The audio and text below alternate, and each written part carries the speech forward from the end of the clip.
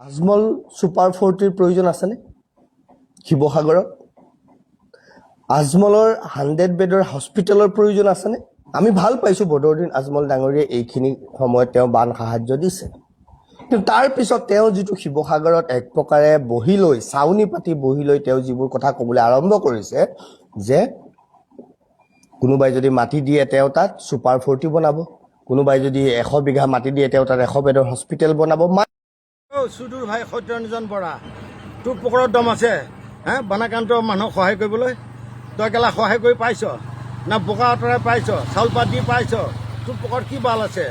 তই আজমলৰ পকৰ চেপত থকা লুমডালৰ সমানো তোৰ মূল্য নাই সুদূৰ ভাই। তই উল্টা পুল্টা কথা কৈ আছ যে এটা ৰাতুল কলিতা, এজনী শিখা শৰ্মা, সুদূৰ ভাইহঁত গিৰিয়েক ঘৈণীয়েক গোটেইকেইটা লগ লাগি পেলাই যে মুছলমানৰ বিৰুদ্ধে কৈছ। এতিয়া সেই মুছলমানে কৈছে চাফ কৰিবলৈ, মুছলমানে সহায় কৰি আছে আৰু হিন্দুও সহায় কৰিছে। তই খালি হিন্দু মুছলমান কৰিবলৈ আহিছে সুদূৰ ভাই জহৰা পোৱালি কুত্তাৰ বাচ্চা।